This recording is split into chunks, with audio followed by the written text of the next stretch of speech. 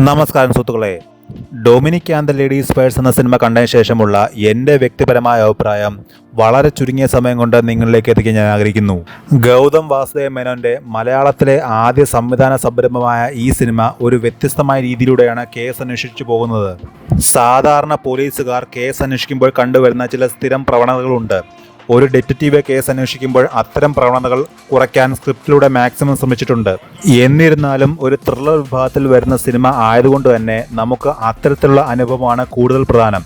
Edge of the seat movement ഒരു സീനിൽ പോലും എനിക്ക് ഫീൽ ചെയ്തില്ല. പല സീനുകളിലും സിനിമ കയ്യിൽ നിന്ന് പോയതുപോലെ എനിക്ക് തോന്നിയിരുന്നു. കാരണം സിനിമയിൽ കുറച്ച് അനാവശ്യമായ സീനുകൾ വരുന്നുണ്ടായിരുന്നു. ഞാൻ കാണുന്ന ഗൗതം വാസുദേവ് മേനോന്റെ ആദ്യത്തെ സിനിമയാണിത്. അദ്ദേഹത്തിൻ്റെ പ്രസൻറ്റേഷൻ ഇങ്ങനെ തന്നെ ആണോ എന്നെനിക്ക് അറിയാത്തത് കൊണ്ട് തന്നെ അദ്ദേഹം മുൻപ് ചെയ്ത സിനിമകളിൽ നിന്ന് എന്തെങ്കിലും വ്യത്യസ്തത ഇതിൽ കൊണ്ടുവന്നിട്ടുണ്ടോ എന്നും എനിക്ക് പറയാൻ സാധിക്കില്ല. ട്രെയിലറിൽ കണ്ടതുപോലെ ഒരു ലേഡീസ് പേഴ്സ് അന്വേഷണത്തിലൂടെയാണ് സിനിമ മുന്നോട്ട് പോകുന്നത്. പേഴ്സിൻ്റെ ഉടമസ്ഥയെ കണ്ടെത്തുന്നതിനിടയിൽ അവർ മറ്റ് പല പ്രശ്നങ്ങളുടെയും ചുരുളഴിക്കുന്നു. ഇതാണ് സിനിമയുടെ ആകെ മൊത്തം ഇതിവൃത്തം.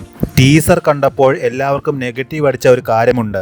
എങ്ങനെയാണ് ഫൈറ്റ് ചെയ്യേണ്ടത് എന്ന് ഗോകുൽ സുരേഷിനെ പഠിപ്പിച്ചു കൊടുക്കുന്നതിനൊടുവിൽ അദ്ദേഹം പൂർണ്ണമായും ക്ഷീണിക്കുന്നു. അതിൻ്റെ കാരണം എന്താണെന്ന് സിനിമയിൽ തന്നെ പറയുന്നുണ്ട്. ഷുഗർ ഉള്ള ഒരു ക്യാരക്ടറാണ് ഡൊമിനിക്. ഡൊമിനിക്കിൻ്റെ ഇൻട്രൊഡക്ഷൻ തന്നെ ഒരു ബിൽഡപ്പും ഇല്ലാത്ത രീതിയിലായിരുന്നു. കൂട്ടത്തിൽ വിഘ്നേഷ് എന്ന കഥാപാത്രമായ ഗോകുൽ സുരേഷും. ഡൊമിനിക് എന്ന കഥാപാത്രത്തെ വളരെ ഭംഗിയായി അദ്ദേഹം അവതരിപ്പിച്ചിട്ടുണ്ട്.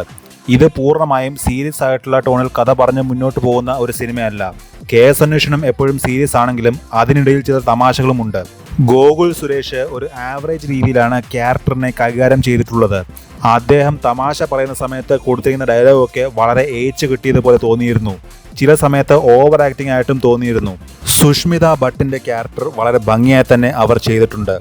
ആ ക്യാരക്ടർ ചെയ്യുന്നതിന് കുറച്ച് ഡിഫിക്കൽട്ടീസ് ഉണ്ട്, പക്ഷേ കയ്യിൽ നിന്ന് പോകാതെ മാനേജ് ചെയ്തിട്ടുണ്ട്. വളരെ കുറച്ച് സമയത്തേക്കെങ്കിലും സിദ്ദിഖും ഷൈൻ ടോം ചാക്കോയും സംവിധായകൻ ഗൗതം മേനോനും വന്നു പോകുന്നുണ്ട്. ടീസറിൽ കണ്ട ക്യാമറ ഷേക്ക് മൂവ്മെന്റ് സിനിമയിലും വരുന്നുണ്ട്. ടീസറിൽ കാണിച്ച അതേ സീൻ തന്നെ സിനിമയിലുമുണ്ട്. അതുകൂടാതെ മറ്റു സീനിലും കൂടി ഈ പ്രശ്നം വരുന്നുണ്ട്. അത് സിനിമ ആസ്വാദനത്തെ ബാധിക്കുന്നുമുണ്ട്.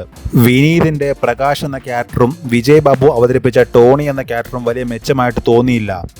ഇവരുടെ കോമ്പിനേഷൻ സീനിലൊക്കെ കുറച്ച് ഓവറായ പ്രകടനങ്ങളും ഉണ്ടായിരുന്നു. വിജയ് വെങ്കടേഷ് അവതരിപ്പിച്ച മാധുരി എന്ന കഥാപാത്രവുമുണ്ട്. തരക്കേടില്ലാത്ത രീതിയിൽ തന്നെ അവർ ചെയ്തിട്ടുണ്ട്. ദർബൂക്ക ശിവയുടെ സ്കോറും ചില സീനുകളെ ലിഫ്റ്റ് ചെയ്യാൻ സഹായിച്ചിട്ടുണ്ട്.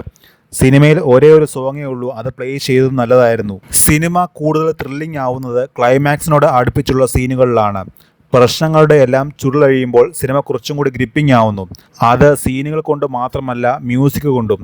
ഒരു വൺ ടൈം വാച്ചബിൾ സിനിമയായിട്ടാണ് Dominic and the ladies purse എന്ന സിനിമ എനിക്ക് തോന്നിയിട്ടുള്ളത്.